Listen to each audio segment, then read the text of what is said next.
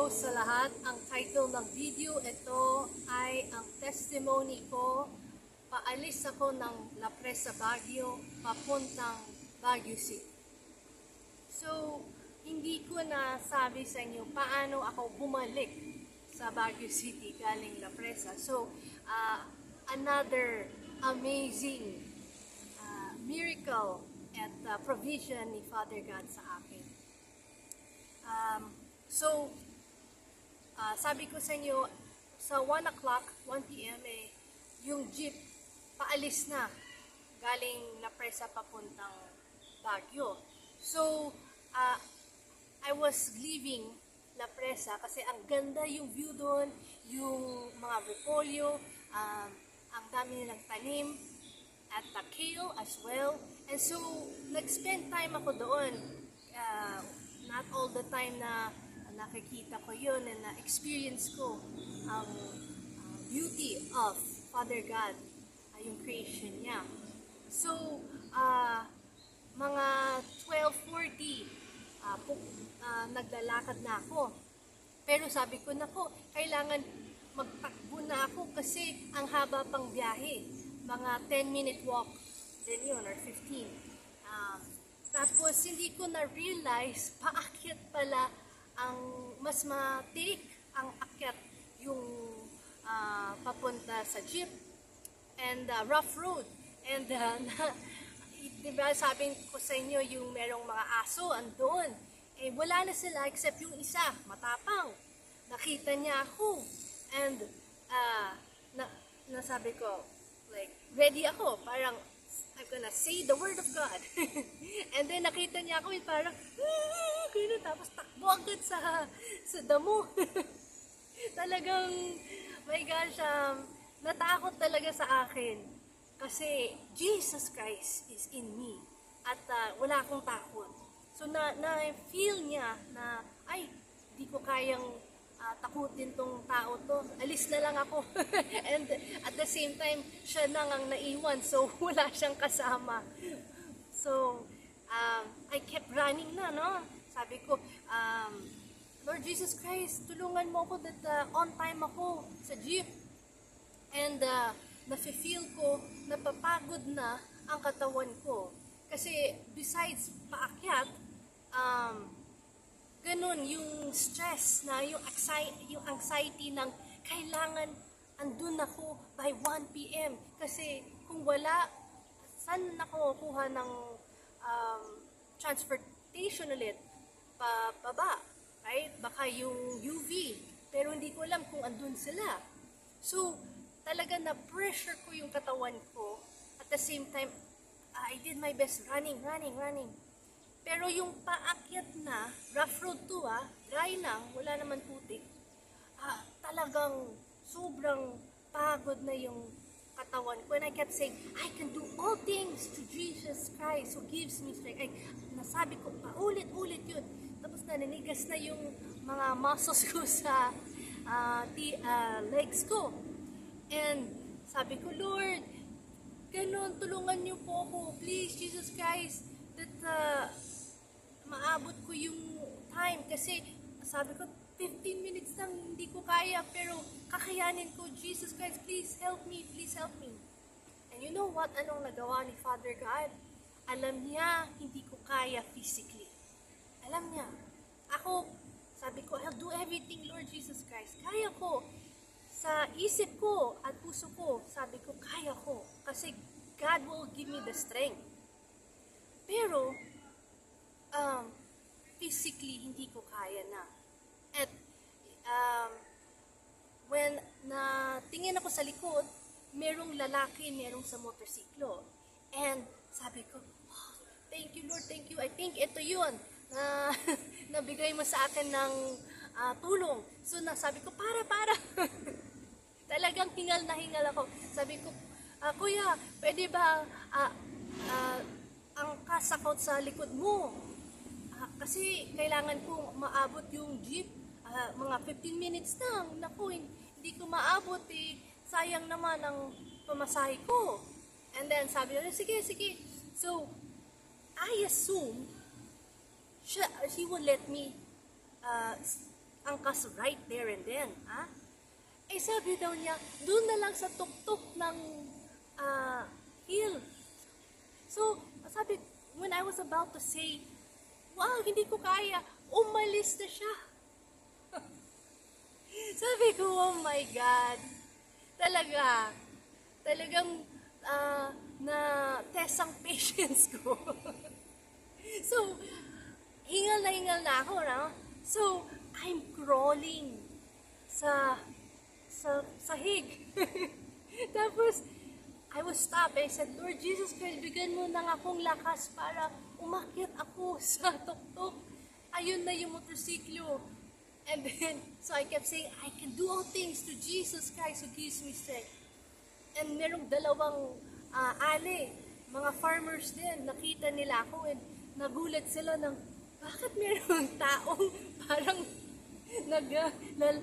nag-crawl sa sahig. So, nasabi nila, okay ka ba? Pero tawa-tawa kasi.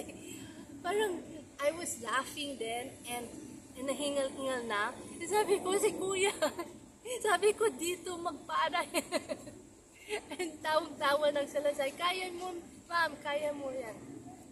Ganun. And so, naakit na ako. And gusto kong sabihin sa lalaki, ikaw talaga, sabi ko magpara doon sa baba, hindi dito. And then, pero wala ako ng lakas sabihin yun. So, sabi ko, sige, akit na ako. And afterwards, before that, sabi ko, magkano ba?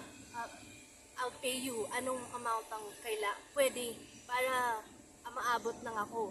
And sabi niya, no, wala nang kailangan. So, I thank God for that. Tapos, when abot ko na yung jeep, 3 minutes before 1 p.m., andun ako. Tapos, andun ako sa yung harap ng jeep. Hingal na hingal. I said, thank you Lord, thank you Jesus Christ, Father God, Holy Spirit, na survive ko at naabot ko on time. And nagdasal ako para sa lalaki yun kasi ang bait niya na natulungan niya ako for that time ng kailangan ko. And then, when nasa hotel na ako, sabi ko kay Father God, anong ba yung lesson learned doon na kailangan ko malaman? And He said that, kita mo, nagpapanik ka, worry, stress, pero nakalimutan mo, tatay mo ko. I will provide lahat ng kailangan mo. And alam ko ano yung limits mo. And so, yun ang moral of the story. Kaya, when masunod natin ang kalooban ng Diyos at sabi natin ang words niya, yung will niya sa buhay natin, pero yung problema natin, andun pa rin. It's not for us to carry that burden. Katulad nangyari sa akin, na sabi ko, Lord Jesus Christ, kaya ko, I can do all things through Jesus Christ who gives me strength. Malakas naman ako, healthy, nag-train ako para kaya ko yung takbo before I went to Baguio. Pero hindi ko kaya kasi there was a limited time. 15 minutes lang. Parang marathon talaga. At kasamang stress kasi nawa-worry ako. Pero sa dulo, wala. 3 minutes early pa ako. So God was saying to, don't worry. Alam ko when hindi mo kaya, I will send help. At the right time. Ganun ang pagmamahal ni Father God, Jesus Christ, and Holy Spirit sa atin. And so, parang si Jesus Christ, di ba? Siya ang anak ng Diyos. At si Father God, na yung will niya, parusahan si Jesus Christ. Bugbog, spat-at, ang daming ganun, sugat, lahat na. Namatay siya para sa atin. Right? The thing is, hindi naman na-extend 3, 4 days, 1 week, 1 year. Isang araw na. Siguro hindi pa higit ng isang araw. nag-suffer siya sa cross. Tapos when sabi daw niya, Papa, nagawa ko ng kalooban mo, tapos na ang mission ko. Nakuha ni Father God ang kaluluwa niya. Natapos na niya lahat. Yung sakit niya, parusa. So that's how God loves us. Gawin natin ang kalooban niya. Magsisi tayo sa lahat ng kasalanan natin. Magtiwala tayo parati sa Kanya. Araw-araw, every minute. Itong hirap natin sa buhay, temporary lang yan.